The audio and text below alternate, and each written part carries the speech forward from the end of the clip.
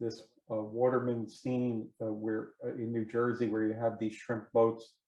And so it's got a nice rhythm to it across the back with the landscape, and then a little bit of light striking the boat where the sun is hitting it. So we're going to try to bring that out, and we'll talk about how I'm going to go about mixing that.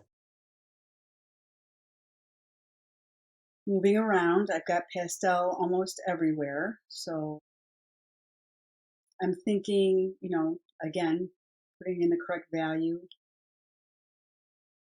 getting a sense of the color of the painting at this point. As I take a look at this, I can see that I've got some puddles.